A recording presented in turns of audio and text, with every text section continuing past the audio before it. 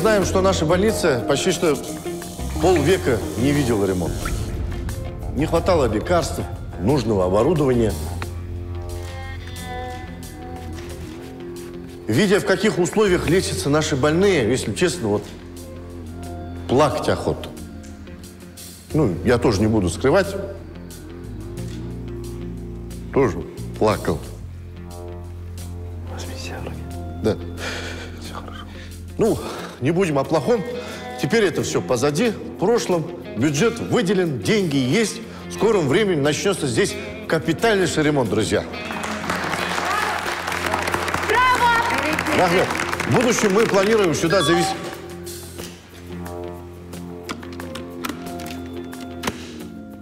Можно?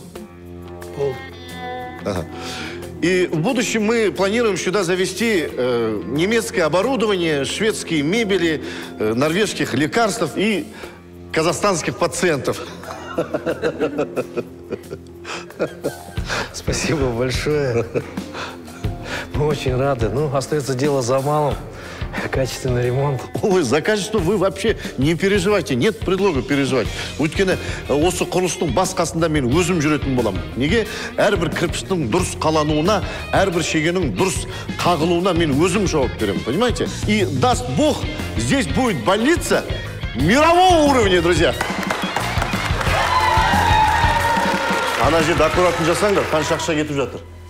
Бүгін үйге үлкен кісілер келеді, ұят болып қалып жүрмесін, ладно? О, қалай, жақсы, а? Классный. Но, Карет Керимжанович, вместо двухэтажного коттеджа можно же было построить одноэтажный и на остальные деньги купить мне хотя бы однокомнатную квартиру. Не деген ұятсызсыңдар сендер, а? Адам мынадай жетістікке жету үшін ағадал еңбегімен, маңдай термен келу керек мұндай нәрсеге. Сендер бәрі аспаннан салбырап түседі деп ойлайсыңдар ау, деймін? Халықтың ақшасы емес пе? Вы что там? Аккуратно істесеңдер, сана жырасыңдар ғой. Вы что?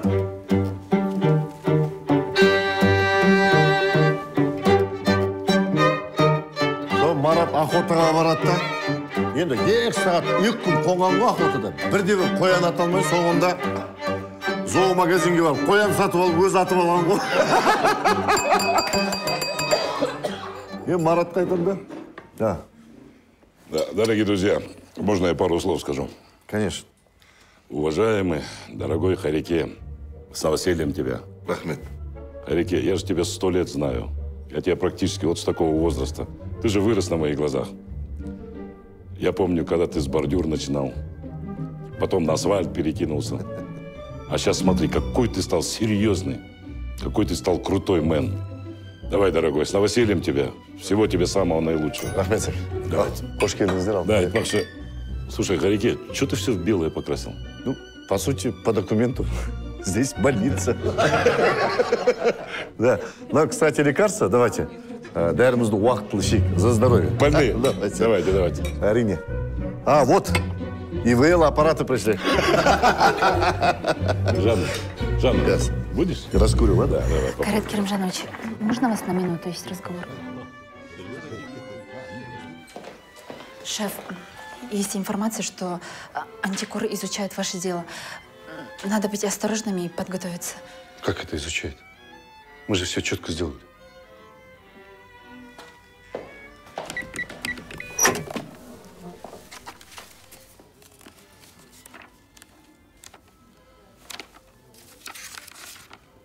Вроде все чисто. Да не будет никаких проблем. Будет, решим. Че, первый раз, что ли? Куда еще будет настроение құртпаңдаршы? Швейцарский счет аман болсын. Ертең больницаға барып, денег істейсіңдер. Чисто. Для галочки. Тогда проблем не будет. Ясно? Выше, Леша, поднимай.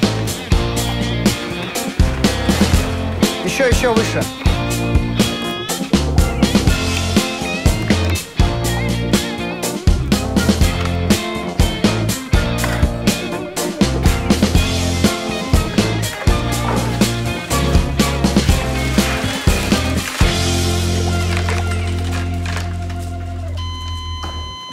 Давай активнее, Рамазан, быстрее. Но быстрее соберись. Пациент теряет сознание. Но активнее.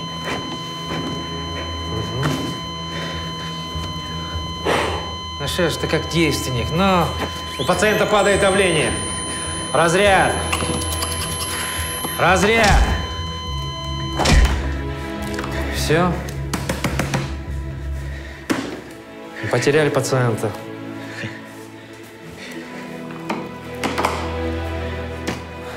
Запомните, волнение и страх для нас главный враг. И не повторяйте его ошибок. Поняли?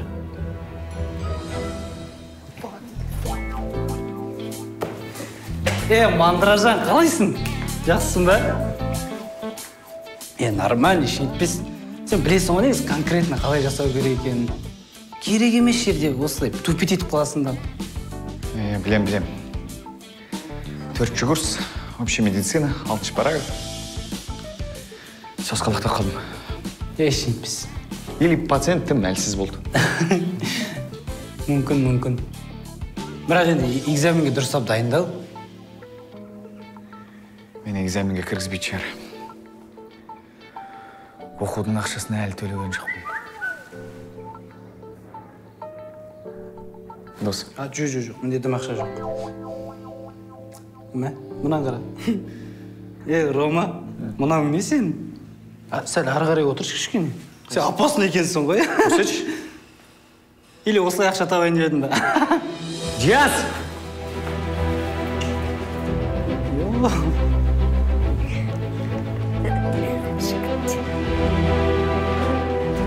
Диас! Тоқта деймін саған.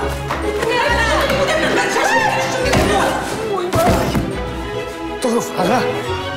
Палатада жатсаңшы. Тоқта деймін, Диас, жүгірме.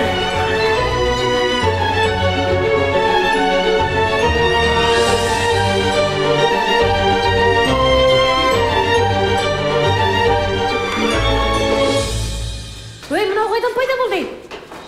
Сен не істеп жүрсің, ойнайтын жер тапқан екен.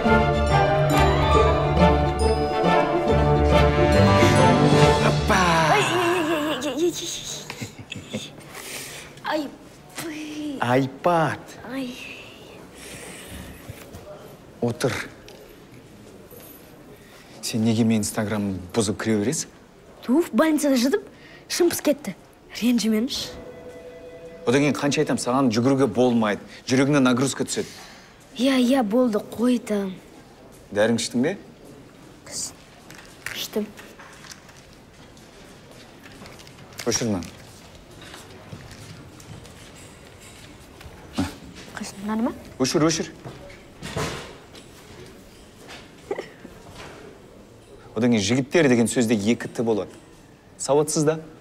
Енді мен сабақты дистанционы оқып жүрмін ғой. Өшірдің бе? Иә, міне. Болды бар, кешке бірақ аласың. Айтбаев Кайрат Керимжанович обвиняется в хищении государственных средств на ремонт районной больницы номер 19. Слово предоставляется прокурору. Спасибо. Господин судья, у нас есть все доказательства того, что подсудимый неоднократно, незаконно переводил деньги через офшоры в Швейцарию, а также подделывал документы, на каждом из которых стоит его подпись. Что там? Марат Бахарович отключил телефон, не могу дозвониться. Вроде беретін жердің бәріне бердік қой, не қылып тұрмын? Лишение свободы сроком на 10 лет. Қазір. Қанша? 10 жыл несе? Не қылып тұр ол? Слово предоставляется обвиняемому. Подсудимый, встаньте.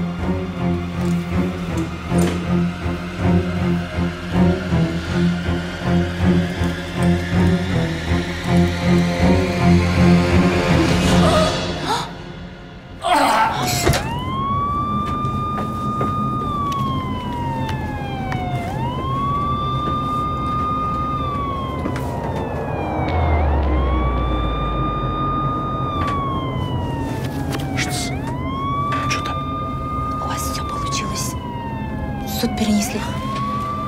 Так, проверь, что произошло. Почему нас вдруг накрыли?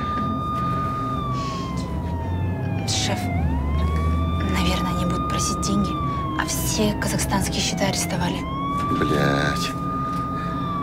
А можно же взять деньги с швейцарского счета, где флешка с доступом к ней. Чё тоже? Компания айтатын жер. Нету флешки.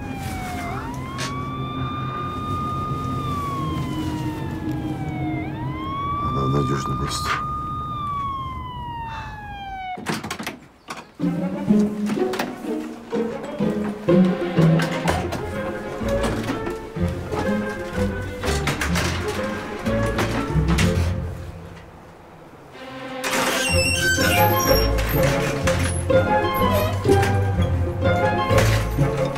Жанар, мен осында 2-3 күн демалып жата тұрам.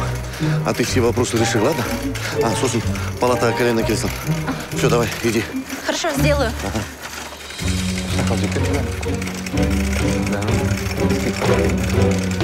А почему именно в эту больницу везете? Потому что 19-я самая ближайшая к зданию суда. Отпусти! Свет! Жанар! Жанар! Успокойтесь! Нормальная больница! Нормальная больница! Свет! Свет! Жаты! Жанар! Жат деймін! Құрметті Қайрат мырза, денемізді бостап, көтенімізді қысамыз.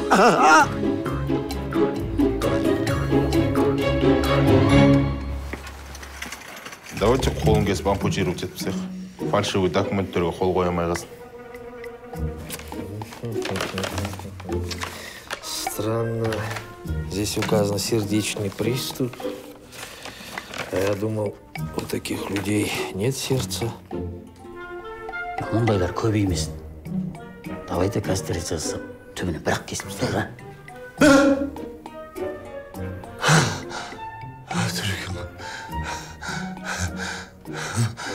Вы чё? Вы чё? Родные мои, любимые мои. Какая кастрация? Ампутация. Гиппократқа ант берген жоқсыңдар ма адамдарды құтқарамыз деп? Вот именно сен адам емессің. Сендер неге ремонт жасамады деп ренжіп тұрсыңдар ма? Жасаймыз. Мен сол үшін келдім мұнда. Тексерейін деп, қай жерден бастаймыз деп. Мен 4-5 күн осында боламын. 5 күн жалған дүниеде, жігіттер. Ренжіспекшім. А может, давай договоримся, как обычно, а? Жігіттер. Илоночка на работе? Я? Ну тогда его на массаж. Ой, жандармен, вот другое дело. Осыдан бастау керек, да?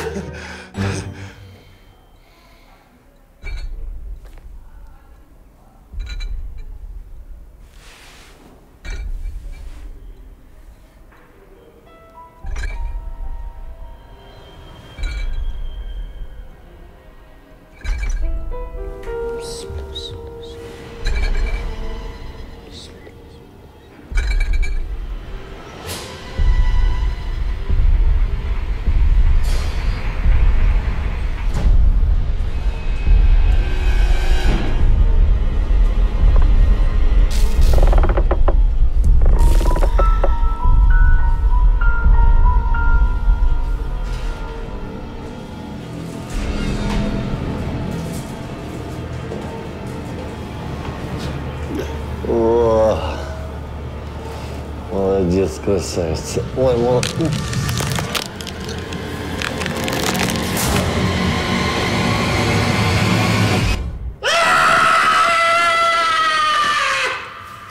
Кішкентай болып жаман ауыр ғой.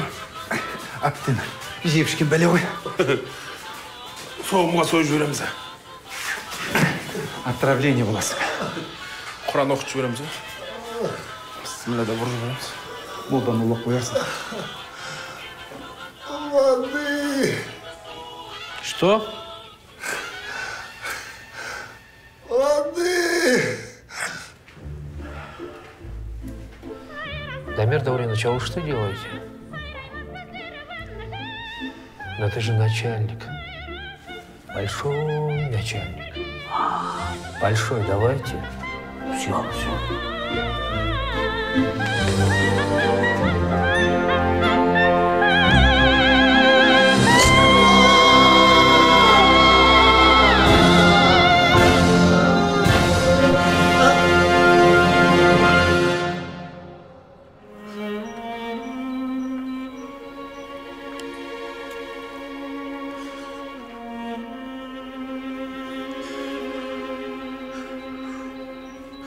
Всем я вам покажу.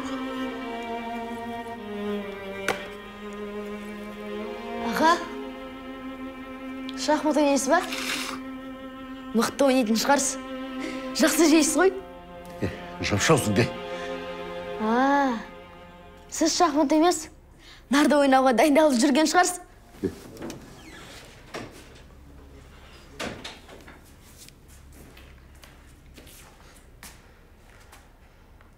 Темек тартқансыз ба? Мұнда бала бар ғой? Кім, мынау ма бала? Бәле ғой мынау. Тамақ іштің ба? Іштім.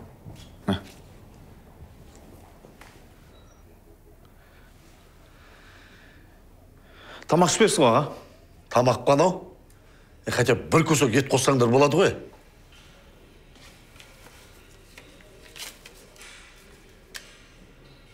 Енді болады бір нәрсе ұйымдастыруға.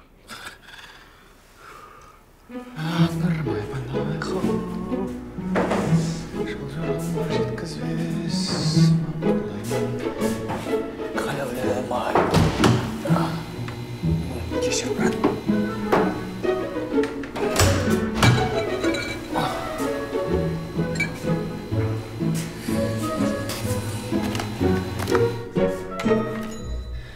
Мынаның бәрі бір холодильниктен шығып жатыр ма? Біздің холодильникке целый бір адам сыйып кетеді ғой. Больницадағы ең жақсы дәрігер сенсің. Әріптестерің айт. Бүгінге де істемесін. Мен жерде көп болмаймын, 3-4 күнде шығып кетемін. Маған көмектессең, мен қайта рахметімді айтамын. Жарайды, айтып көрейін. Ақ қалатты абзалжан деп сендейлерді айтады. Қиналып отқан адамға сен көмектесіп отырсың. Міне, сен нағыз дәрігерсің. Мен әлі дәрігер емеспін. Интерн. Әлі жарты жылдық оқуым бар. Мойындамам. Мен здравоохранениеде таныстарым көп. Бір жерге тұғам. Просто дипломмен маған кел, көмектесем. Сол диплом жағы белгісіз болып тұр. Қазір оқудың ақшасы қиын болып кетті ғой. Төлейсің, уайымдамашы. Неге? Мен таңғаламын сендерге дәрігерлерге. Неге жылай бересіңдер сен, е? Толып тұр ма ішінде тема? Дәрілерді сат. Там, я не знаю, аппараттарды сат. Конечно, жалғыз өзі істей алмайсың оның мен. Біреу тауып аласың, и пополам делишься. Вот так и живем.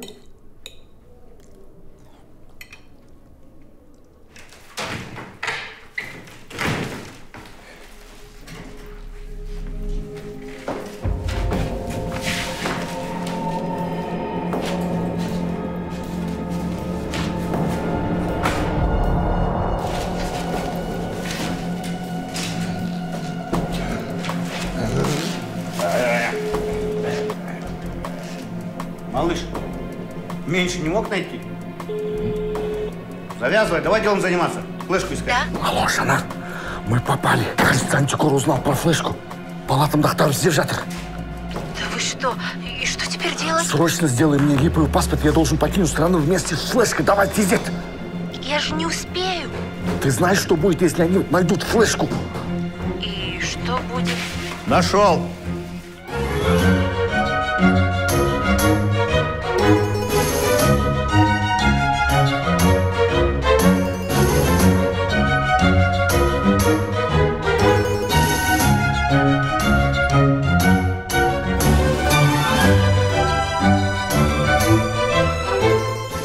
Нет, это не флешка.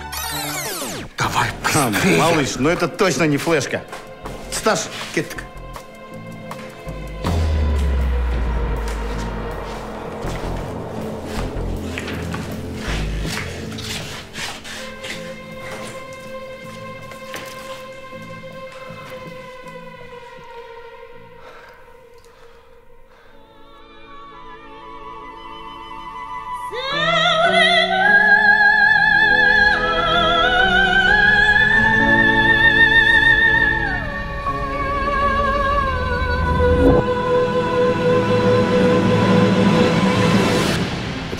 Очень важная для меня.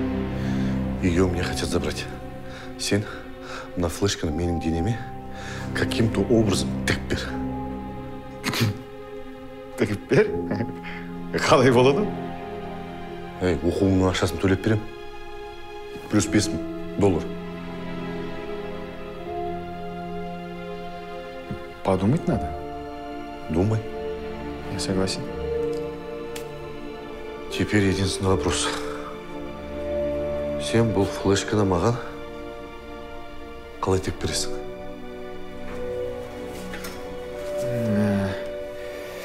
Так.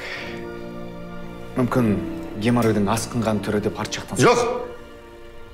Арт жаққа не надо? Басқа вариант тап. Ойлан. Так.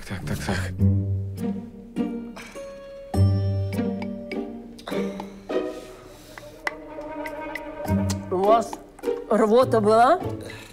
Да, очень сильно прям. Еще живот болит прям до слез. Невозможно просто. Возможно, отравление. Надо сделать промывание. Нет, клизма не надо! Не надо! Не, у него не отравление. У вас же живот не болит. Вы что, забыли, где у вас болит? Да, у меня живот не болит, у меня просто... Так что же у вас болит? Вот где-то, вот прямо вот... Почки?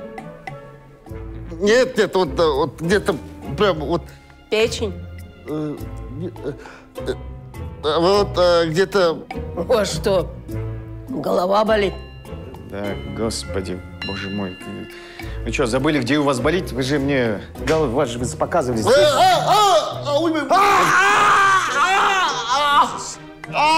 И это... Еще с утра температура была. Тогда это аппендицит? Да. Надо срочно сделать операцию. Да. Готовьте. На сегодня? Да?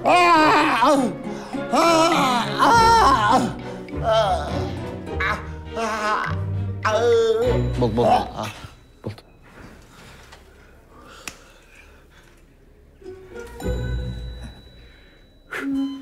Мне главврач сказал, чтобы я на операции присутствовал. Помог вам. Странно, он мне ничего не говорил. Забыл, Ну, наверное? хорошо, пожалуйста. Только что.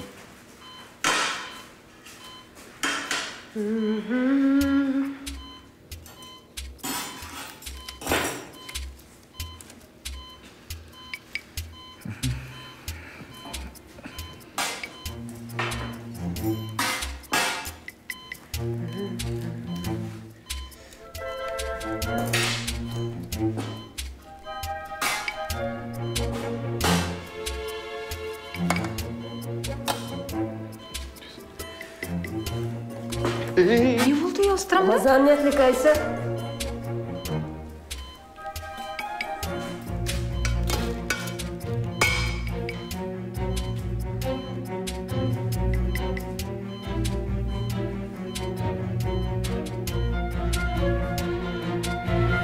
Ольга Николаевна, по-моему, ваты не хватит. Нургуль? Я сам. Вы... Сейчас.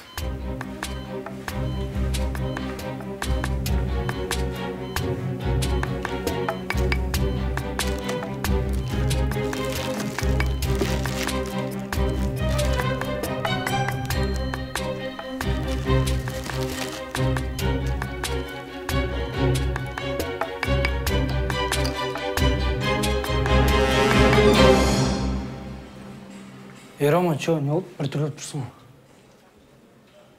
Просто жаңа ғана... Не болды жаңа? Оқудың ақшасын төлеп тастадым ғой. Шошып кеттім. Онда жуу керек қой оны. Кеттік жүр. Давай. Өзің ақшаң ба? Конечно. Тетя, может, его сразу в морг на вскрытие? Эй, что ты ищешь?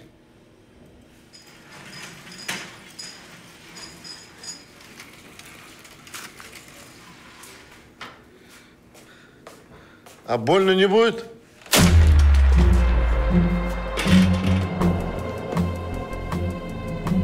Смотри тщательно. Флешка где-то здесь должна быть.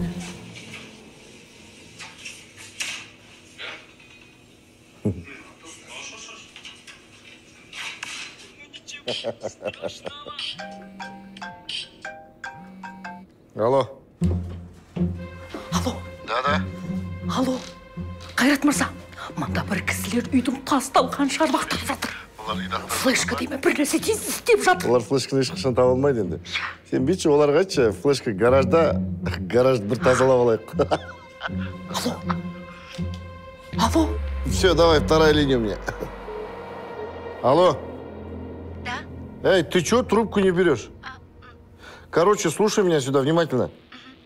Завтра я вечером должен покинуть страну, чтобы утром у меня был новый паспорт. Поняла? Да. Давай на связи. Все принято.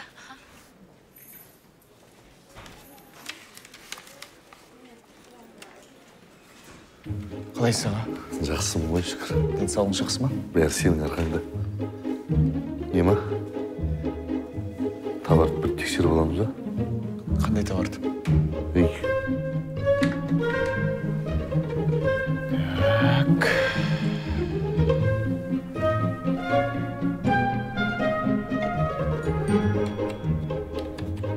Аға, сосын ана ақша жағын реттеп жібересіз ғой, ә?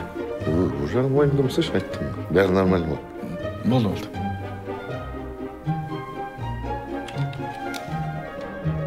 Че там? Қазір. Міне, бас жағы көрінген секілді. Шүкір. Заман-ай, бұл да бізге жеткен бе? Фуф. Жоқ, бұл флешка емес екен. Қазір.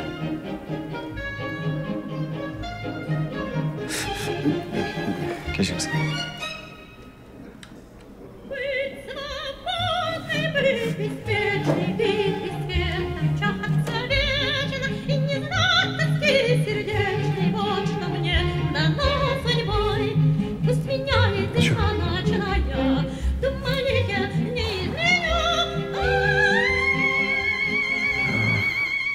Кішкене күту керек.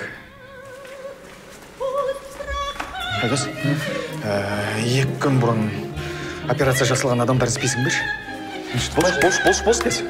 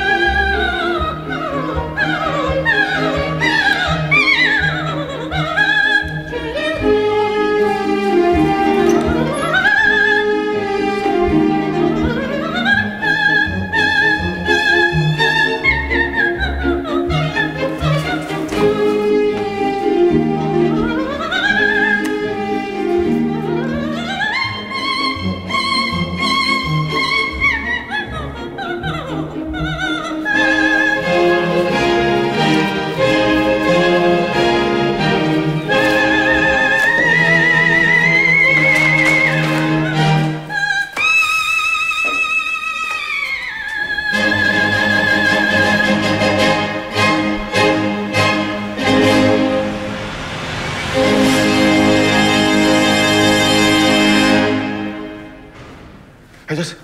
Не болды? Мынау қайда? Ол таңертең шығып кетті ғой. Еще асық шықты ма? Шығып кетті ма?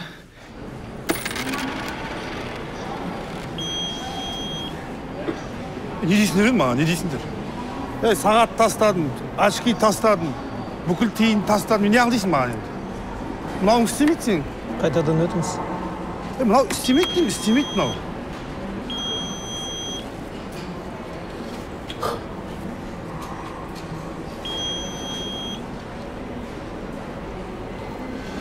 Менің әкемнің аты Темірбек. Содан емес пе екен? Қалай флешка ақтауда? Солай. Жаңа звондап сұрастырдым, ақтауға ұшып кетті пациент. Сен басын істейін ма, а? Сен маған тығуың керек едің, ақшасын берем дедің ғой, неге маған тықпадың? Мыналарда тіпті ят жоқ екен ғой. Не істейін ма? Не істесем болады? Не істейін ма? Аға, уайымдамаңыз, мүмкін басқа флешка сатып алам. Заткнись!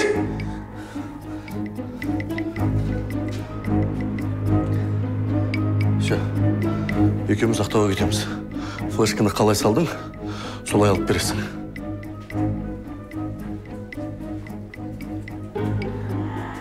Аға, мен бара алмаймын ақтауға, менің жұмысым бар, сабағым бар.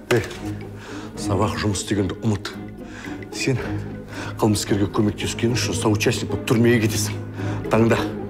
Или түрмеге кетесің, или менімен бірге Ақтауға кетесің. Мыналар да кетпей қойды ғой. Мына жерден екеумізге мыналарға білдіртпей шығып кетуіміз керек.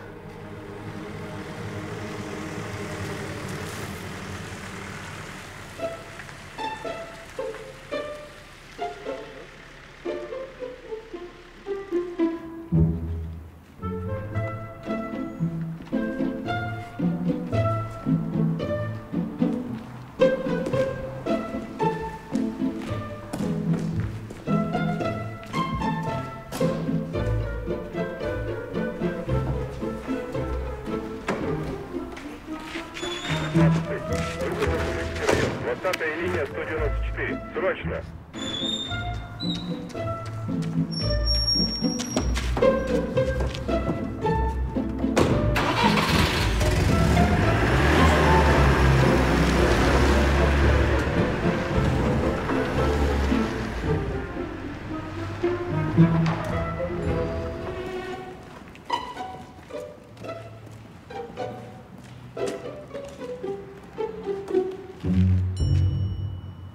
Не істейміз?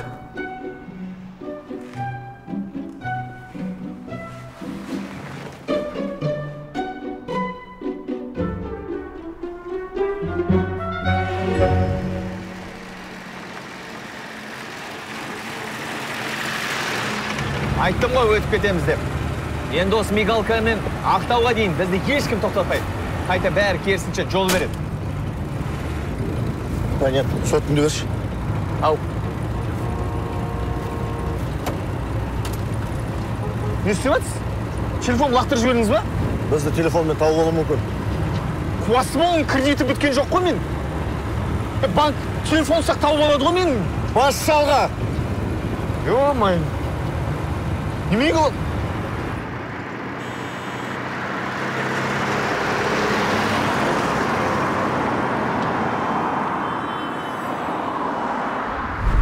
Я не знаю, где Кайрат Керимжанович. Вот, пришла проведать его и только здесь узнала, что его нет. Честно, понятия не имею, где он может находиться. Хорошо. Вы-то только не уходите. Мы с вами еще поговорим. Хорошо. Окей? Алло. Алло. Алло, Жанар. Жанар, ты меня слышишь? Алло, Жанар. Мам? Жақсы, өздеріңіз қалайсыздар? Ясно, қасыңда полиция тұрма? Короче, слушай сюда меня. Планы изменились. Отправь мне новый паспорт в Актау. Я оттуда покину страну. Как изменились? Вы где вообще? Я на машине еду в Актау. Долго объяснять. Просто паспорт отправь за мной, и флешка охотится. Надо быстро действовать. Может, не надо уезжать? Вы лучше флешку передайте мне. Я дам деньги некоторым людям, и они смогут оправдать вас. Эй, сен неғып аяқ астан ақылды бола қалдың? Қаншық, просто паспорт отправь. Конец связи, давай.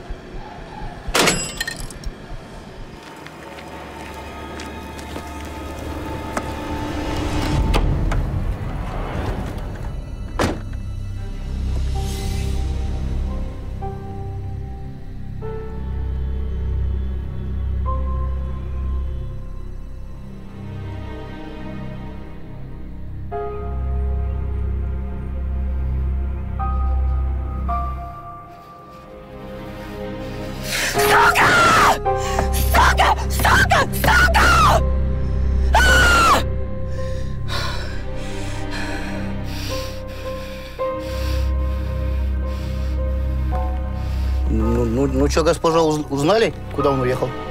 Да, блядь, узнала! А должны были узнать вы! Я даже вам код от сейфа дала! Вы нахер все там разнесли, долбоебы! Блядь, он сбежал!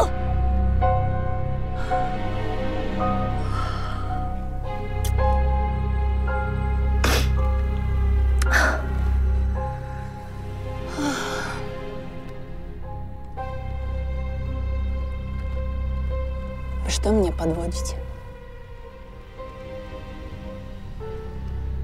что, забыли, кто вас из тюрьмы вытащил? А?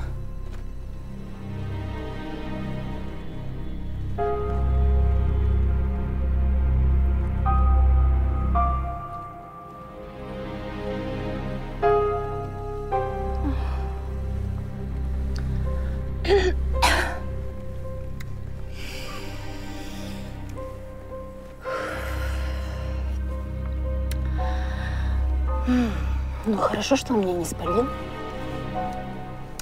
Короче, он направляется в Актау.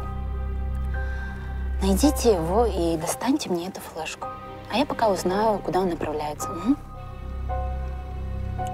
Как скажете, госпожа. В этот раз не подведу. На капе за зуб отдам, честное слово. Хорошо.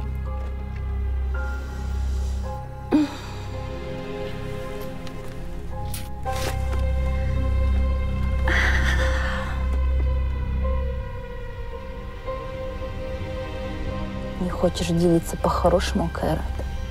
Я сделаю так, чтобы ты остался ни с чем.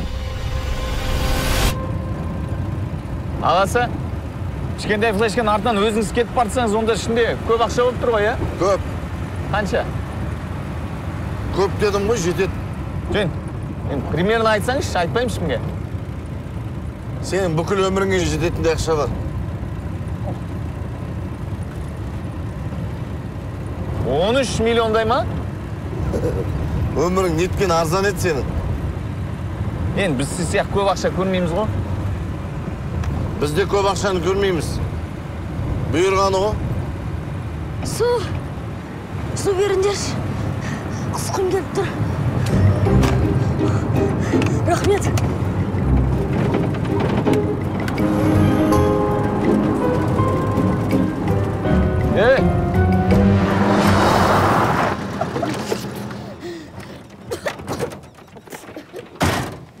Сен басын істей ма? Не үшін отырып алдың мына машинаға? Қаяқтан отырып алдың? Больницада ішім түсіп кетті. Кішкене қыдырып қайтайын деп. Қыдырып қайтайын деп? Болды, айғайламаңызшы. Сен мұнда қайдан жүрсің, а? Дәріңді алдың ба? Короче, былай істейміз. Сен осында қаласың, қазір любой попуткамен қалаға кетесің. Давай, кеттік жоқ, уақыт жоқ.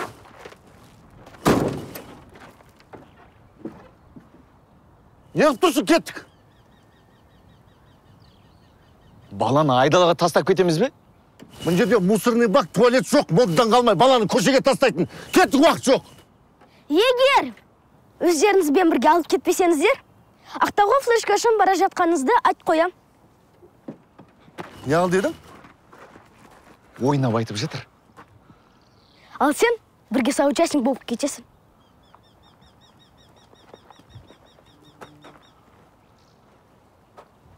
Жүре берсін бірге. Орын жетеді ғой. Өтірік айтып тұр ол, напон талып тұр. Не білесің сен? Мен бәрін білем. Не білесің? Бәрін. Нені? Бәрін. Менің өтірік операциясы байқамай флешканы біреуге салып қойғанды да білесің ба? Онда ол сіздің шетелге қашып кетейін деп жүргеніңізді де біледі. Енді точно бәрін білем. Мал. Сен өзің жүрегің ауырғанымен қоймай, ата-анаңның да жүрегін ауыртасың. Уайымдайды ғой. Уайымдамаңыздар, мамаға айтып кеттім.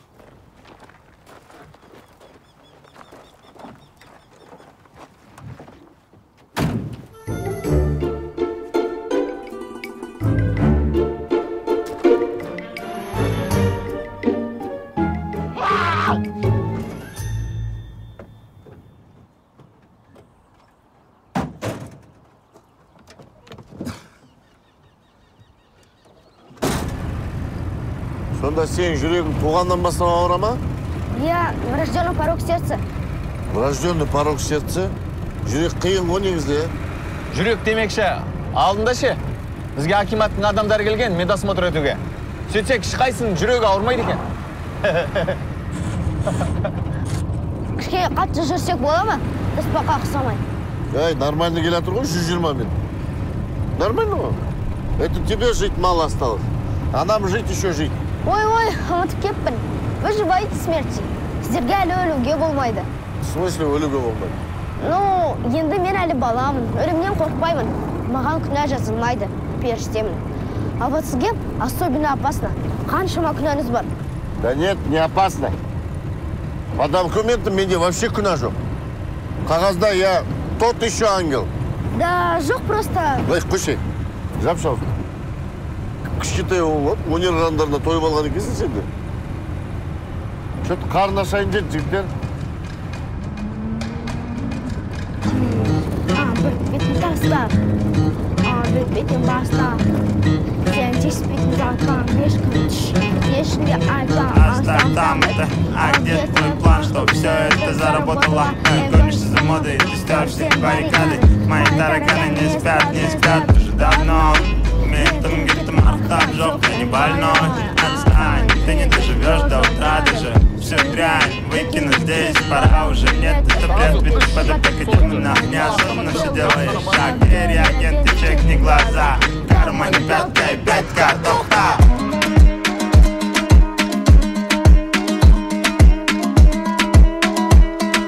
Кармане пятка и пятка, тоха. Қазір тамақ келген соң тойып жеп алыңдар. Осыдан кейін ешқайда тоқтамаймыз. Рахмет. Рахмет, қарындас.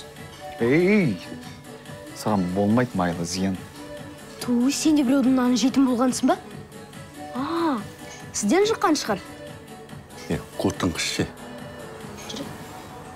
В деле сбежавшего из больницы чиновника Кайрата Айтбаева появились новые подробности. Сообщается, что обвиняемый в хищении бюджетных средств, сбегая из больницы, взял заложника. Им оказался 10-летний мальчик с врожденным пороком сердца Диас Канатбаев. На данный момент ведутся оперативные работы по поимке беглого чиновника. Владеющих какой-либо информацией просим сообщить по указанному номеру. С вами была я, Роза Мукатаева. Что творишь, ей? Үйдегілер жебет деген жоқсың ба сен, Походу, мама дұрыс түсінбей қалған шығар. Куда сядь, не пали, ты что палишь? Сядь. Мені көрсетпеді ғой маған. Сендердің суреттерін көрсет, менікі қайда? Мен де заложникпін ғой. Сен басың істейма, тапқан екенсің уайымдайтын затты. Біздің елде вообще медиктерге көңіл бөлмейді. Заткнись. Обидно ғой енді. Короче, Щегол, слушай сюда. Қазір любой попутныймен қалаға кетесің. Милицияларға айтасың, мені ешкім ұрлаған жоқ, көтім күшіп, өзім шығып кеттім дейсің, түсің ба? Бар кет. Үйге кетсінесің, тамақ ішіп. Барып керек емес. Өзі келді. Уже. Ұлбала. Ұлбала. Ай, Ұлбала. Какавы ще екеу? Екі шоколад бересің. Ас болсын. Ас болсын. Короче, былай істейміз. Техничный білдіртпей орнымыздан тұрып кетеміз. Кәдімгідей, кафеде отқан адамдар ұқсап. Ясно? 1, 2, 3. Жақсы сау болыңыз, біз кетіп бара жатырмыз. Жақсы, жолдағыңыз болсын. Бауырым, тоқтай тұршы. Мен ба? Сыртқы есік жауып көтіңдерші өтініш. Короче, таппай қаламға тура алдына шыққан кезде ұстап алам жаңағылар, прикинь, олар в шоке. Анау қызыл бояу ше, байтынмын саған. Все, досым, жұмыстан қаламыз. Ты не үшін қоштасып жатсың, тупой! Өзіңіз ғой, как обычно, шығып кетеміз деген. Обычно мен қоштасып кетем. Вот жап-шаусыңды. Өшесінен бақыттай сиренаны. Мен вообще сиренаны қосып келе шыққан жоқ. Енді қайда шығып келе жатыр мынау? Полиция! Ей, ё-моё, не істейміз? Тоқтама! Қалай тоқтама? Басқа машинаны қуып келе жатқан шығар, тоқтама! Ё-моё! Газ берет. Не айтып отырсың? Мен вообще жизнь көрген жоқ ма? Жап-шаусыңды. Так, без паники. Мен өзім сөйлесем, бәрін өзім реттеймін. Кесті ба? Тоқта дегенде неге тоқтамайсыңдар? 10 километр болды, қуып келе жатқанымыз қарттарына. Түс, сен де түс. Бұл. Жүр. Жүр. Полицияға мен кінәлі емеспін. Мына кісі бәріне кінәлі. Флешканы сал деген осы кісі. Қайдағы флешка, не айтып кеттіңдер? Жүріңдер. Ох, бля. Қатынас қиналып жатыр, тездетіп тудырып алыңдаршы. Босаш тез қиналып жатыр ғой, тудырдыңдар тез. Больница. Демешілер. Бош. не, терең демалыңыз, а? Бәрі жақсы болды, уайымдама. Давай, неғыл. Так, бесінші курс, общая медицина, 7-ші параграф, е-мое. Түсінбедің? 5-ші курс, общая медицина, 7-ші параграф, мен ол кезде сабаққа бардым. Енді бұны білмеймін ғой. Возьмись, бұны қай жерінен возьмись. Соберись, давай, быстро. Қасым. Аптечка. Қарындас. Не. Аптечка келеді.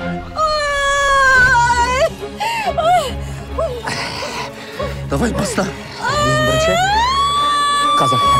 Так. Не. Қаз. Так. Бірінші кезекте. Не істеу керек енді? Асықтырмаңызшы. Айтсай сенде не істеу керек? Интернмін ғой менде күнде көріп жүр дейсіз бе? Уайымдамаңыз. Айтыршы мен өзім.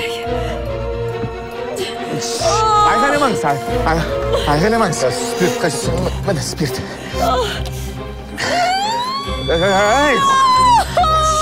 Терең демалыңыз. Успокойтесь. Сонда ауырмайды, отвечаю. Баяғы қазір. Успокойтесь.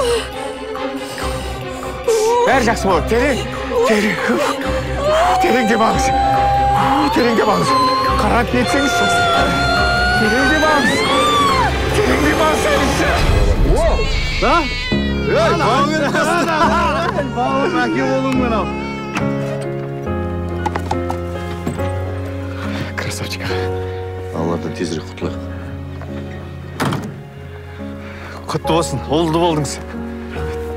Рахмет, жігіттер қуаныштымын. Рахмет, құтты болсын. Жаным.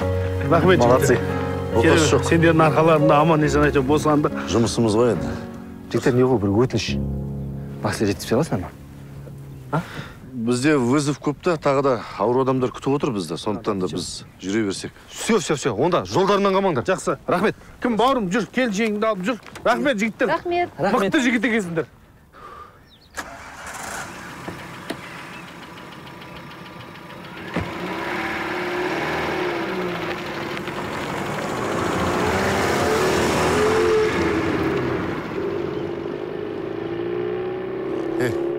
Сен болашақ дәрігер емеспін, не тупит етіп тұрсың? Короче, былай болмайды. Бізге машинаны ауыстыру керек. Қалай? Кімге ауыстырасыз? Алдымызда бір ауыл бар шығар. Менде бір идея бар.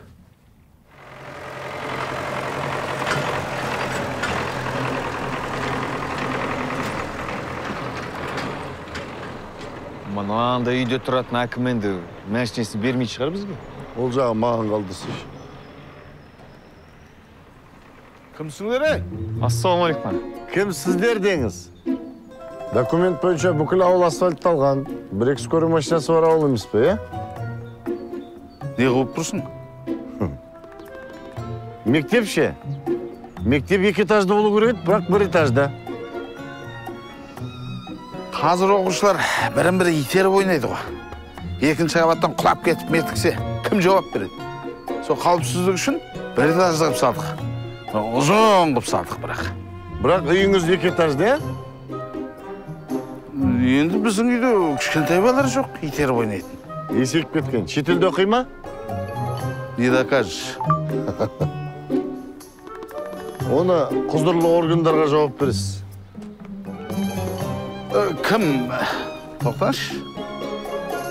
Енді дәмінен үлкен емес шығарсыздар. Аш емеспіз, тоқпыз. Не керек болды сонда? Ана тұрған машина. Жоқ, мен оны бере алмаймын. Менікі емес. Әжемдікі. Ана бір отырғанда алыңдар.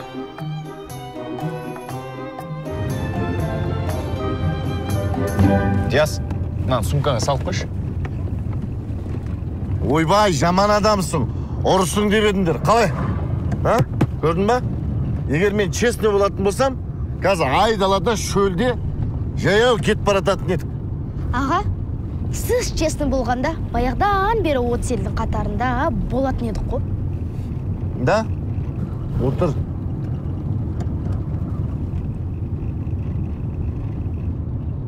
Не күлесің? жақсылық жасаған қалай екен аға? Негізінде басынан солай істейін деп отқанмын. Қойыңыз, Диас екеуміз скорыйдан больницаға қалдырайық демесек, өртеп жүрейін деп тұрсыз ғой? Аузым жауып жолға қарайын ба? Сөйтші.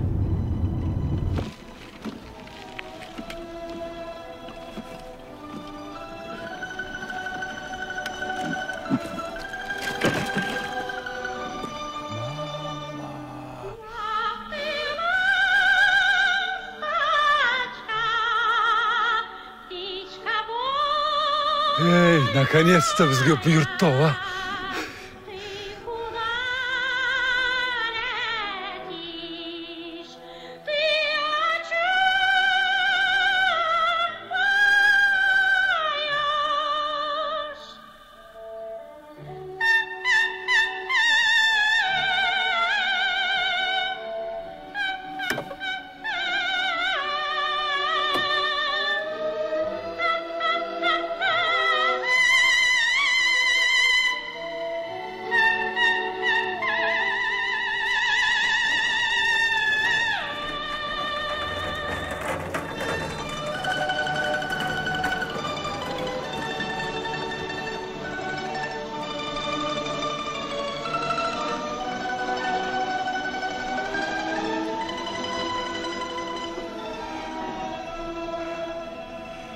Машиналарың құтты болсын. Ой, рахмет, сендерге де жұғысты болсын. Қайда баратсың ұшып? Ана, Сәкібайдың тауық қорасы өртеніп жатыр. Сол жаққа бара жатырмын. Үлгермеймін ау. Шай қоя беріңдерші, қазір тықырыл алып келем.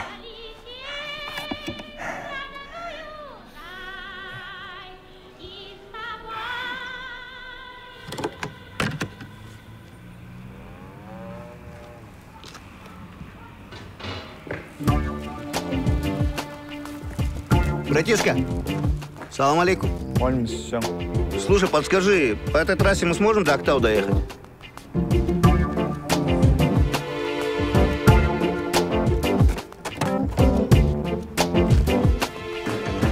Неге сонша жоғалып кеттің 5 сағатқа?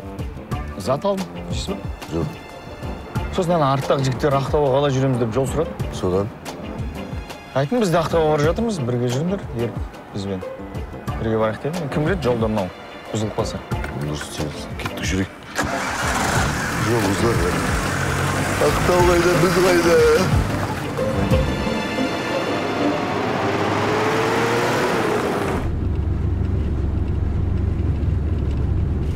Ана арттағы машинаны қарашы.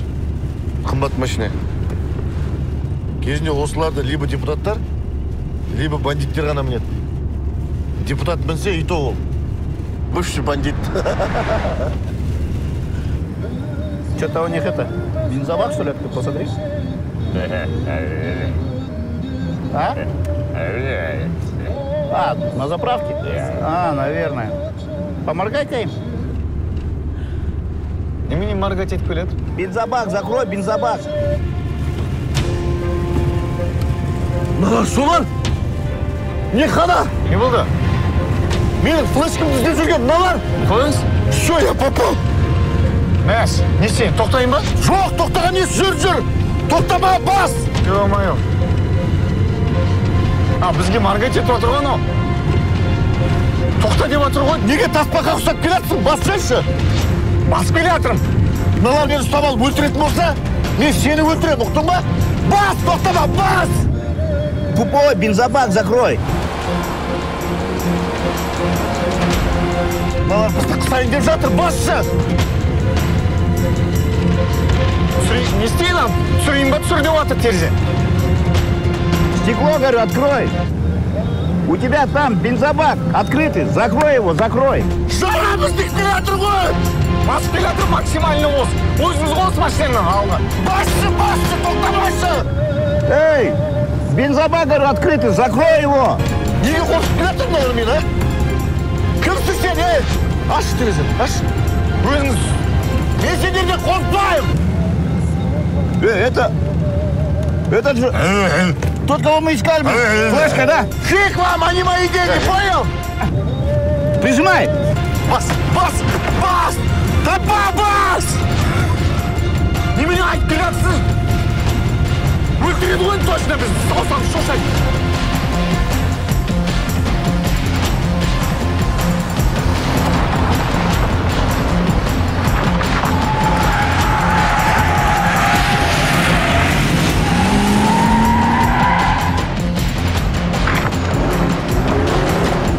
Давай, малыш, догоняй! Қайда бұрылып кеттің сен? Ел не істейіп қысып атыр ғой мені, соғыламыз ба? Несі бұрылып кеттің, жол тік емес пе ақтауға? Бір нәрсе ғой, айналып шығамыз ғой. Қалай айналып шығасың, қалай? Немене өл дейсіз ба? Бля, тормози, малыш, бля, тормози! Айналып соғады ғой.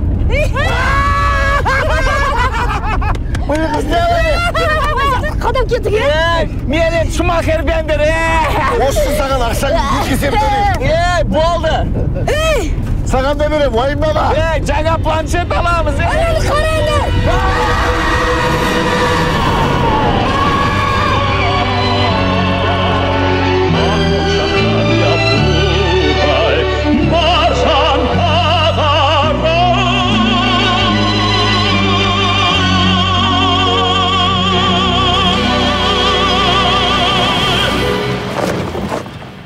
Живы?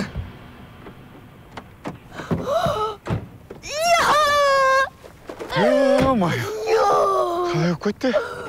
Қандай үлкен жер қалай ұшты ғой? Қос сияқты ұшты қой. Пушка болды ғой. Бірінші рет қосылы. Бандиттер қайдан, Біз смертнымыз ғой. Тіріміз ғой біз, рахмет айтсашы, тіріміз ғой біз, Тоқта, стоп! Біз бұйыртса, мына машинамен Ақтауға жетеміз. И мен сендерді байта!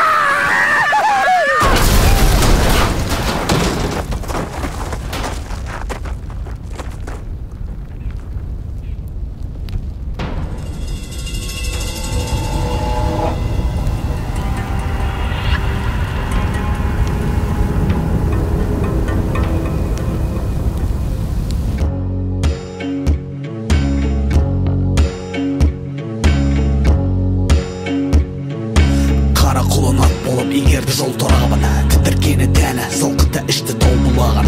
Тегі көшпелі беу ақау керім, тепті де білі жүр. Бұл даланың еркектер ләббәй раббым, ләббәй дей тұған. Кешегілердің түпін құртқан мына жат оғам. Ғонның еділінен білді кәм опық жерін, танып ал енді. Бұл даланың еркектер үргенейді қамшы жері, өлі жатып жері. Байырға алып бері толқумен күн мөшері. Семсерінің әсері күшті деп айтпас еді, білмесе егер. Бұл даланың еркектер әскері жаушының игеріп таушымен ауырды түнбештеп жүріңдар қалаушының. Құлың болуға даяр шулмаланып тілінсе де, шегедей мықты ері шекеге оқ тисе де. Бұл даланың ерлері, бұл даланың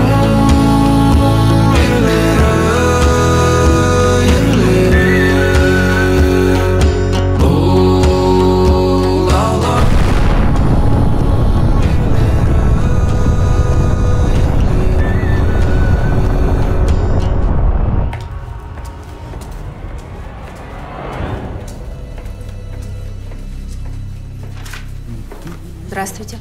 Здравствуйте. У нас посвящение через 2 часа, потом проходите. Я по другому вопросу. Где ваш сотрудник Рамазан? Что-то его давно не видно. Рамазан.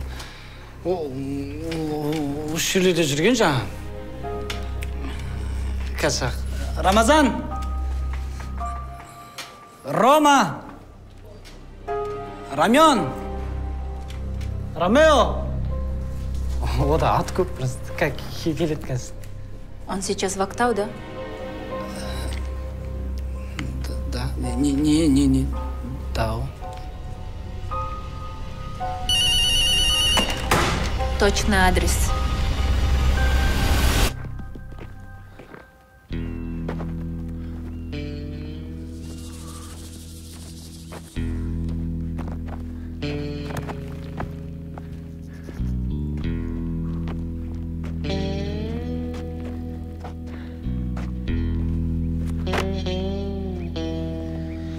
неге тұрып қалдың?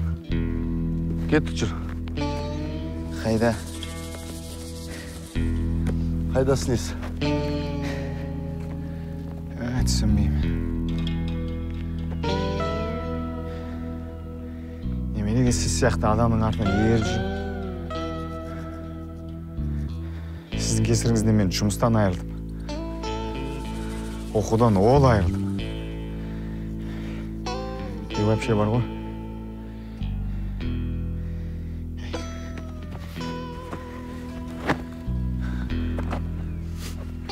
Тоқтай тұр. Сонда мен кінәлімін ба? Енді кім? Мен саған элементарный задача бердім. Кіп-кішкентай флешканы маған салып жібердің. Сен не істедің? Больницада 500 алматылық жатыр, жоқ, именно Ақтауда тұратын біреуге шатастырып салып жібердің. Ойбай, скорый мен барайық, Ақтауға тез жетеміз дедің. Ақы соңында акушер болдым. Мен саған басқа машина тауып бердім. Жоқ, именно менің артымнан іздеп жүрген бандиттерге салып бердің. Оны үшін көртеп жібердің машинаны. Вот сіз кінәлі. Сіз өзіңіз кінәлісіз. Сіз алаяқ, ұры болмағанда бар ғой мен. Мен, может быть, мықты дәрігер болатын едім.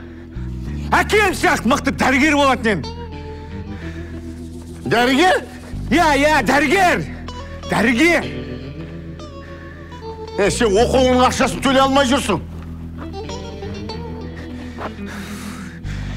Кетші. Сенің әкеңнің орнында болсам, сен сияқты ұлым үшін ұялатын еді, білдің ба?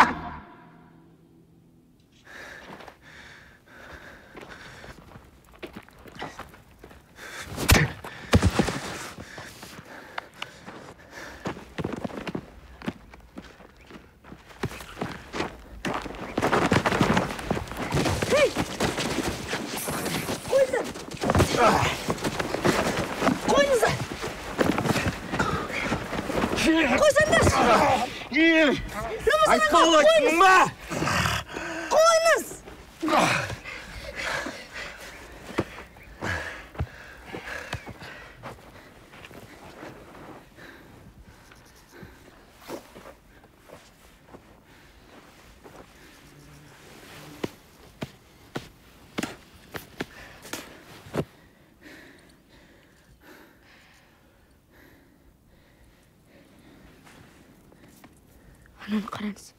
Біреудің әлі. Қайрат аға, мынау кімнің,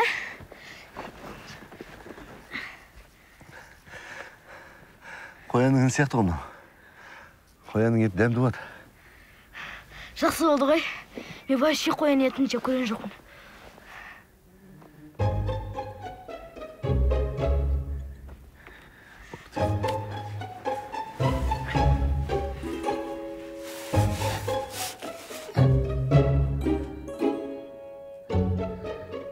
Қоян жоқ.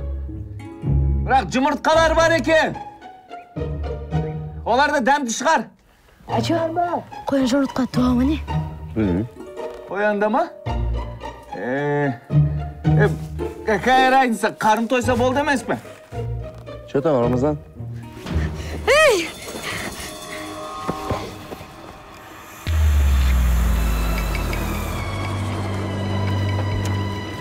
Шын ба?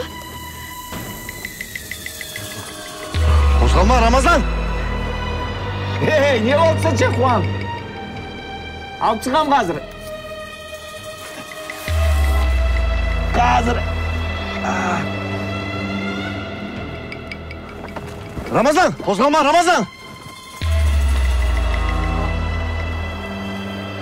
Ей! Қыстамай! Қыстамай деймін! Lan, қолың суық қой, ей!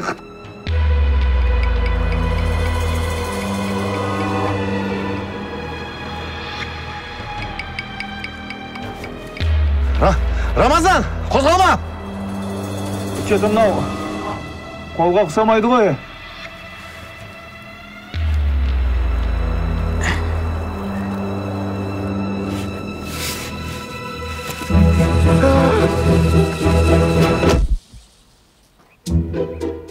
Че там? Біреудің жұмыртқасын алам деп өзіңдікінен айырылып қала жаздың ба? На то пошло бар ғой.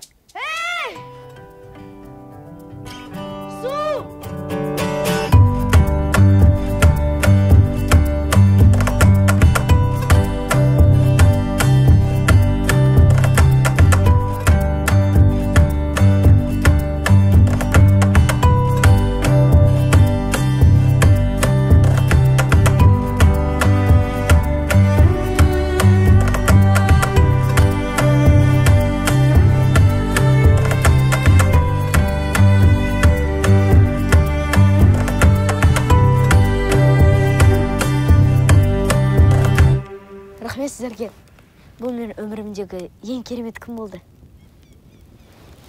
Қайда керемет күн? Екі рет өліп қала жаздаған жоқпыз ба?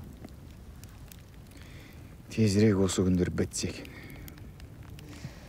Просто осыған дейін үнемі бәрімен алаңдап, әрбір ісімді бақылап жүретін. Айрышты көзбен қарайтын. Бірақ бүгін оның бәрін ұмытып, өзімді нағыз адам сезіндім.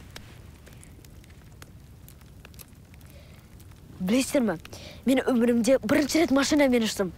Бірінші рет 3D жыланды көрдім. Айша балық аулап, соны жейін деп отырмыз. Күшті ғой? Сонда сені әкең мүлдем балыққа апармаған ба?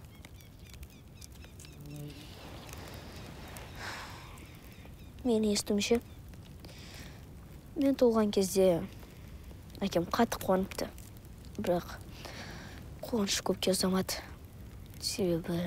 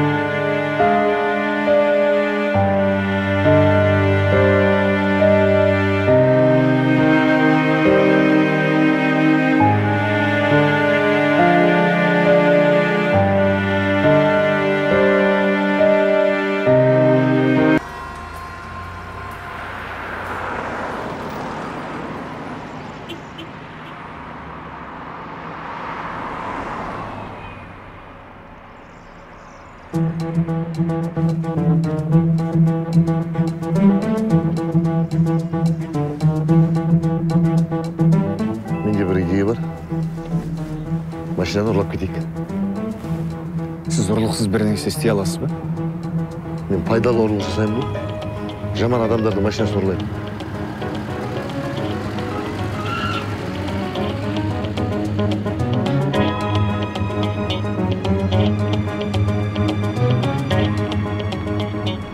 Міне. Қалпаң сенде право болмаса да машина бергені кайф қа? Енді мен 15 демейсің бе?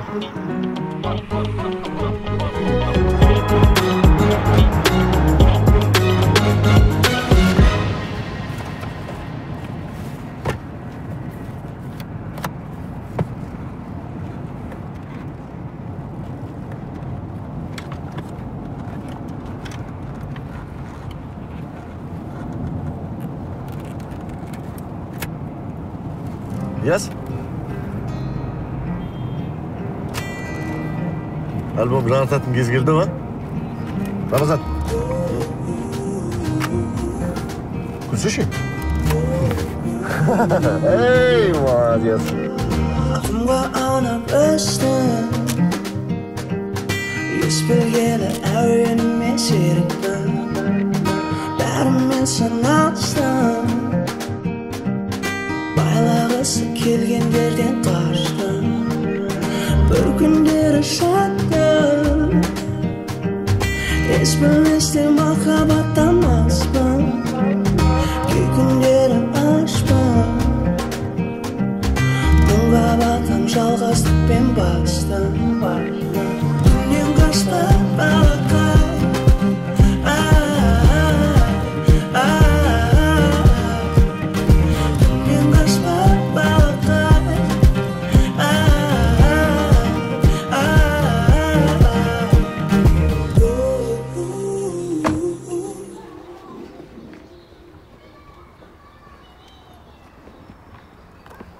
Точно осы адрес па?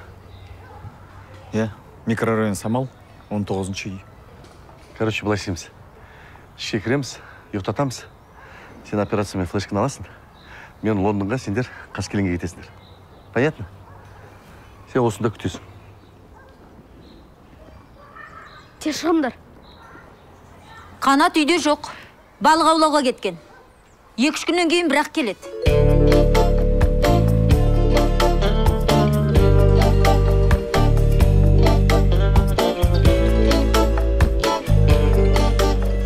Балықтарым менің, келіңдер.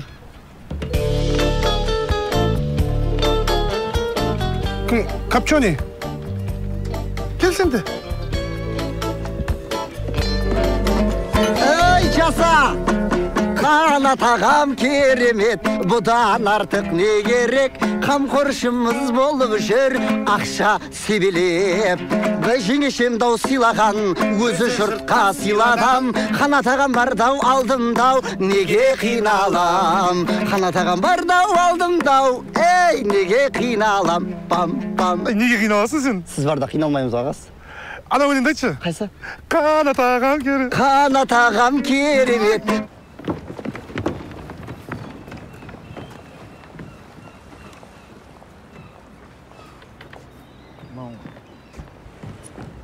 Ассалаумалейкум. Досқанаев, Қанаттың яқтысы қайсы екенін білесің ба? Қанаттың яқтасына баратын фокусниктер сендерсіңдер ма? Фокусник? Я? Біз үшеуміз. Қаяқта жүрсіңдер, сендер 1,5 сағат болды, ол күтіп атқаным ма? Сендердің фокус жасайтын заттарын салып қойдым. Отырыңдар, тезірек басайық. Әрине. Қайдағы фокусник? Ең бастысы яқтыға жетіп алайық. Сосын бірдеңесі болар. Ағамыз бюджетпен фокус жасап жүргенде картамен сөз болып па?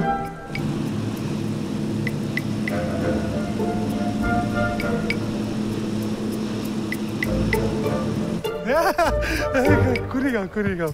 Өнер базар келді. Олай болса, сіздердің көңіл күйлеріңізді ары қарай көтеретін біздің жұлдыздарымыз келіп отыр. Қазақстандық, яғни үздік фокусниктар деп айтақты болады. Орталарыңызда аттарыңыз, топтарыңыздың аты қандай? Диас. Диастың ата-аналары ғой. Диас және оның ата-аналары. Қарсы алыңыздар. Кім Диастың мамасы? Сен ғой, а? Басыңдар. Педманула, педмалу, қалғандар шамалу, сені ғана тиклып алу, сердцем мою ламалу.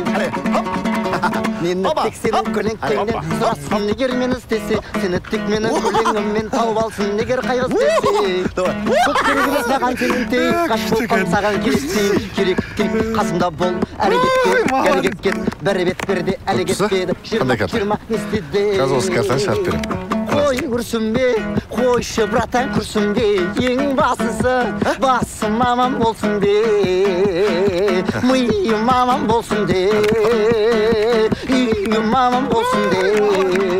Ал, құрметті қонақтар, керемет кешімізді жалғастырамыз. Келесі түк тамашалаңыздар. Құстың жоқ болып кетуі. Қараңыздар, клеттің астында құс бар, қазір жоқ болам. 1, 2, 3, сим, сәләбим, балалим. Ха! Құшық!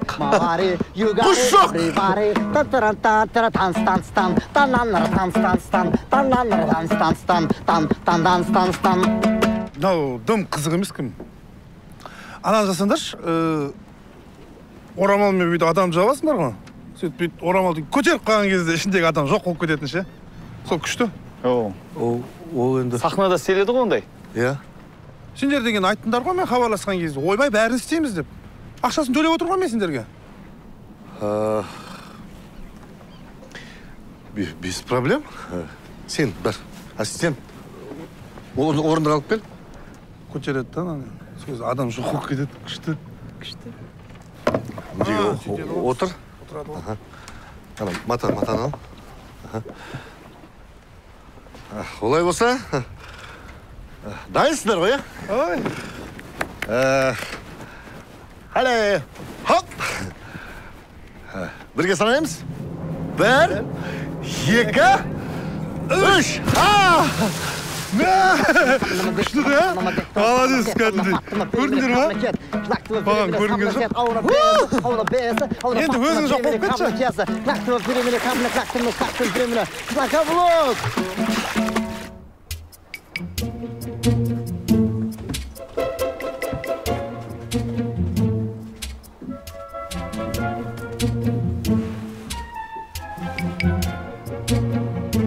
Кет қаламас, дайын.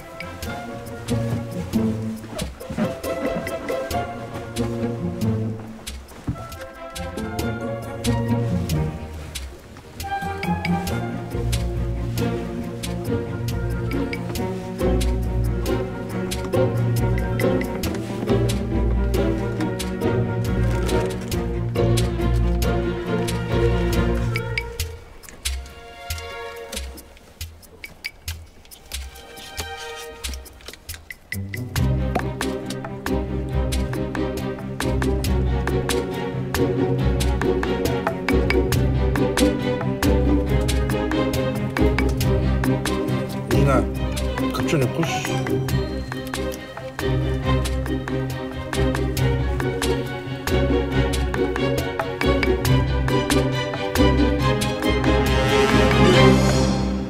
Десесіңдер сендер? Сендер флеш қызып жүрген жоқсыңдар ма?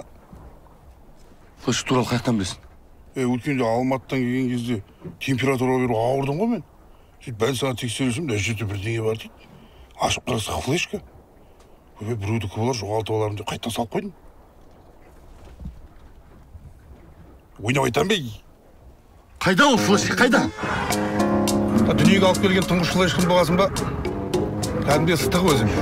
Үйдің еркесі қазір. Кесірвамен тудым ғой. Өзім босанамадым. Шықпайтын ұсталып жүрсіңдер ғой сендер. Жаман қиналдым я бірақ. Братишка, айтпақшы, анау 2 остановка деген тоқтай қойшы. Балық сататын жері бар, балық алып алайық. Айтты үйге жеңгелерін кіргізбейді. Әке. Ой, бір әке көрмей алып жүгіре беріңдерші екеуің. Мынау сендерге сазан мен кит әкелдім. Акула ұстаған ғой, жібере салдым. Үйде бір акула бар ғой. Түрлетіңдер. Қатын үйге қонақ келді, ана балық қуырып жүре қойшы. Негізі біз асығыс едік. Бірден флешканы алып кетсек бола ма? Бірден ба? Асқат, ана өткенде мен туған флешканы әкеш, ініңді.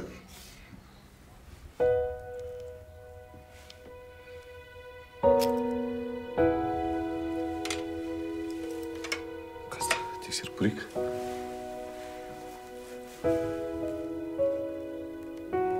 Флешка оқылып тұр. Жақсы ана флешкалерін сендердің.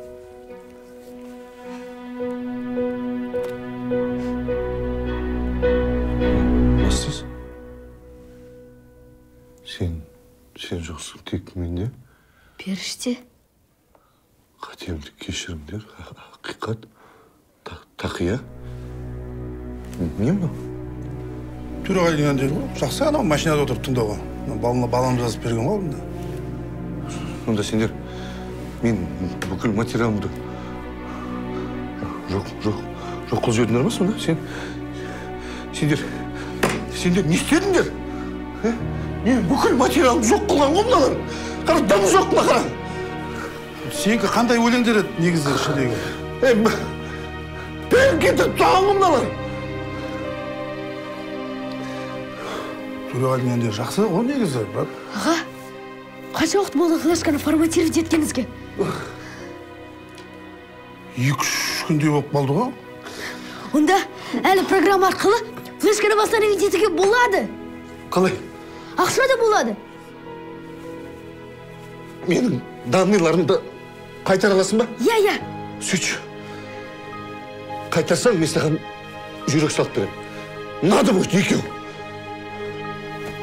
Давай.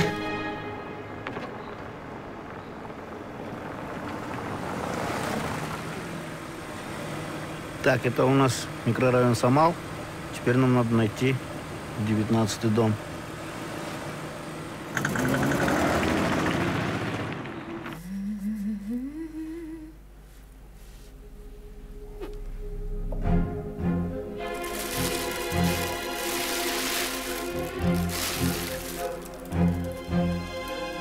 Вот омбаға. Балық аулап жүрмін дейді. Че там? Все, готово. Ашып көрейік. Қане, аш.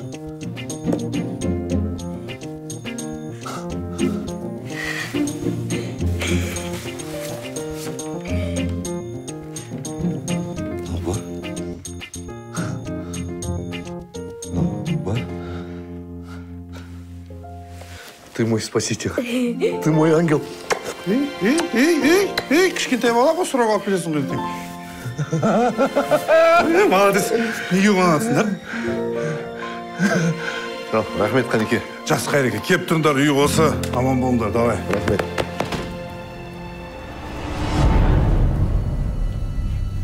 Жақсы. Сендер кімдер тағы? Где флешка? Немене мен ішім сендерге флешка салатын сумка ма? Да еще андай қара кожный. Лучше по-хорошему отдай. Иначе вам не выйти отсюда живыми. Я сам разберусь. Не надо меня пугать. Сначала надо отвлечь жертву. Уклониться от его атаки. Удар в печень. Ломаем челюсть. Сбиваем дыхание. И ударом с колена в диафрагму нейтрализуем соперника.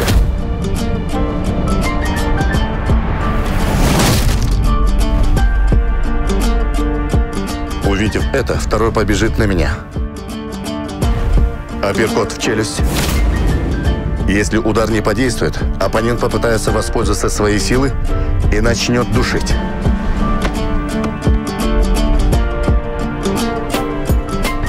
Неожиданным ударом разрываем барабанные перепонки.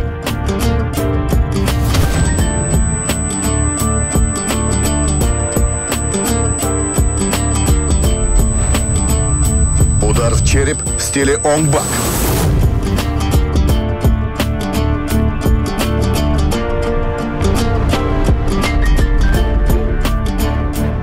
И напоследок гасим свет. В результате у первого перелом ребер, вывихнута челюсть и кровоизлияние в диафрагме. А у второго звон в ушах, легкое сотрясение мозга и низкая вероятность стать отцом. У обоих восстановление 4 недели. Возможность угрожать нейтрализована. Я сам разберусь. Не надо меня пугать.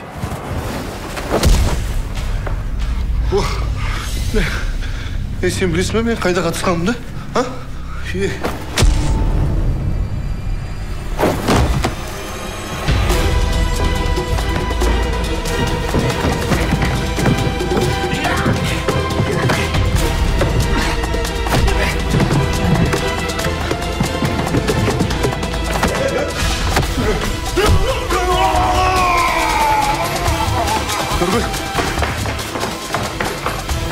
Балық аулап жүрмеуге.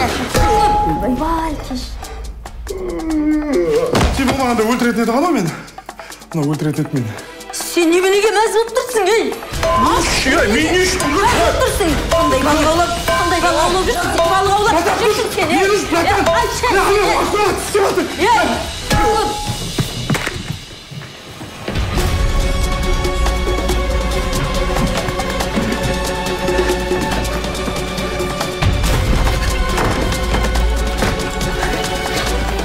Ей! Ты ищешь эту флешку? Отдай сюда. Ты долови.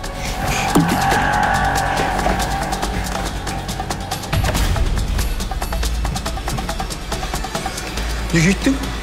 Сені құтқарайын деген.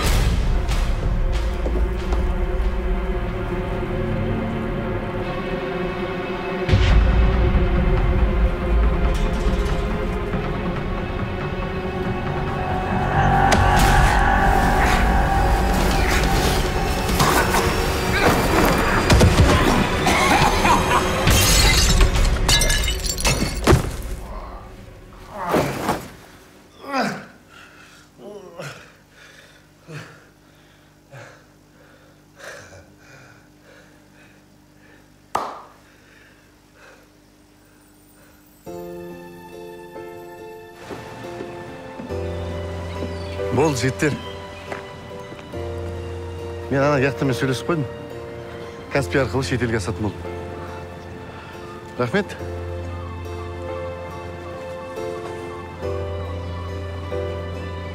Ешқашан ұмытпаймын. Береги себя. Жол болсын. Аман болды.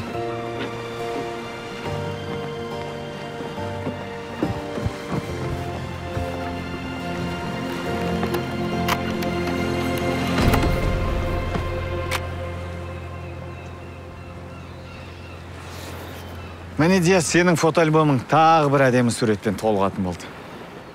Ә? Диас, не болды? Диас, дәрі қайда, дәрі? Дәрі қайда? Скорый шақырыңыздар, скорый! Не болды? Диас, демал. Мен машинамен больницаға апарайық. Жоқ, онда ауа жетпей жатыр. Больницаға көрмейміз. Диас. Так.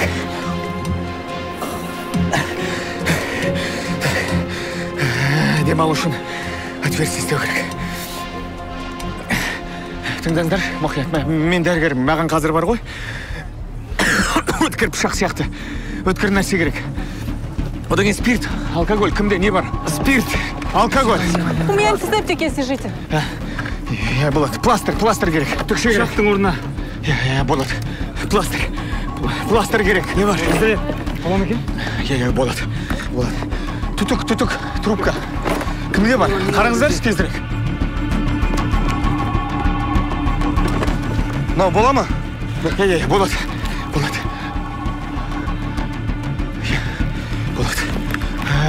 Бутылка. Бутылка? Не үшін? Түтікше оған демалуға мүмкіндік береді. Ал бутылкадағы су ауаны артқа жібермейді.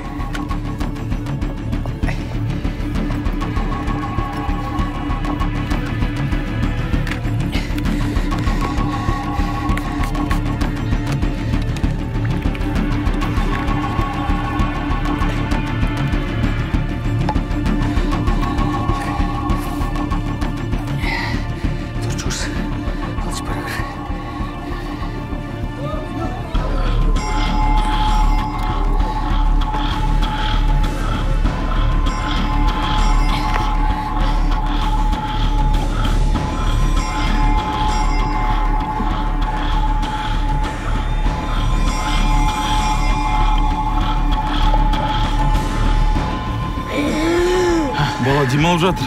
Демал. А? Мынау құтқарды. Молодец, герой. Нағыз батыр екен. Скорыйға звондадыңыздар ма? Келеді. Демал.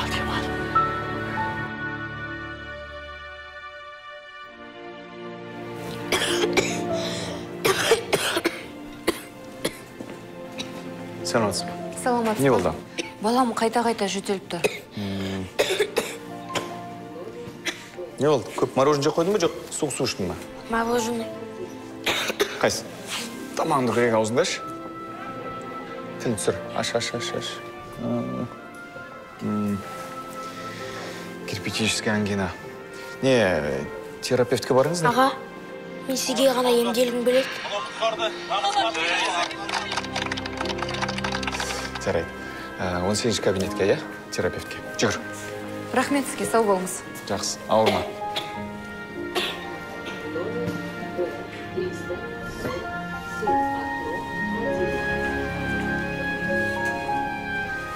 Кеттік пе? Кеттік. Көңіл күйім жақсы, жағдайым жақсы. Қарным тоқ, төлегім көп. Уайымдамаңыз. Сіздің неге бұлай ерекше киіміңіз? Әлде тым опасный преступник деп белгілеп қойды ма? Жоқ, өзім тіктіріп алдым. Қалай? Жараса ма? Сізге бәрі жараса ма? Диас, қалайсың? Денсаулығың қалай? Қалай екен сабақты үйде емес, мектепте оқыған? Бір қызың бар шығар өзі,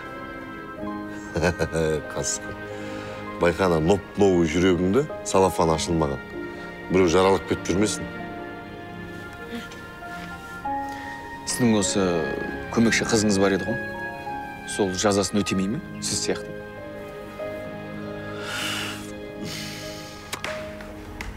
Документтерде барлық жерде менің қолым қойылған ғой.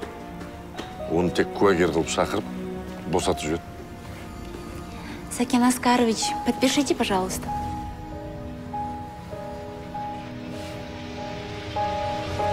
Қайреке, сізге бір сұрағым бар. Сізде қашып кететін возможность болды ғой? Неге қашып кетпей қайтып келдіңіз? Больницаны ремонттап бердіңіз. Диастың еміне ақша бердіңіз. Бәрін мойындап полицияға не үшін берілдіңіз? Түсінбедім. Біздің елде халықтың ақшасын жеп, шетелге қашып кеткен қаншама азаматтар бар. Бұл мемлекетте бір адам болса да жазасын алу керек шығар. Хотя бы кинода. Бітпейтін тастар, биттейтін бастар. Сен тиіспейтін зат бар, ешкімге айтпа, оставь там это. А где твой план, что все это заработало? Гонишься за модой, ты стер все баррикады. Мои тараканы не спят уже давно. Ментом где-то мархтаб жёг, я не больной. Отстань, ты не доживешь до утра даже. Всю дрянь выкину здесь, пора уже. Нет, это бред, ведь ты под опекой демона. Неосознанно все делаешь шаг. Где реагенты, чекни глаза. В кармане пятка и 5К, тохта.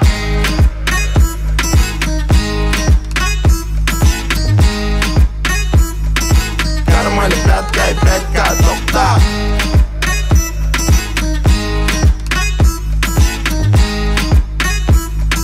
Кармане пятка и 5К, тохта.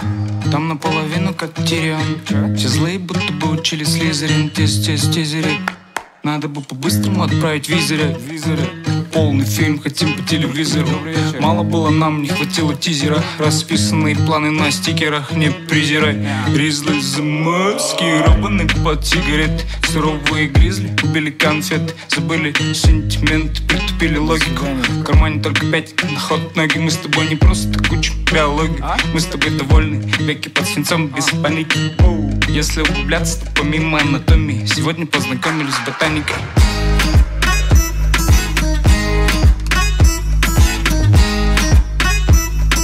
Кармане пятка и 5К, тохта.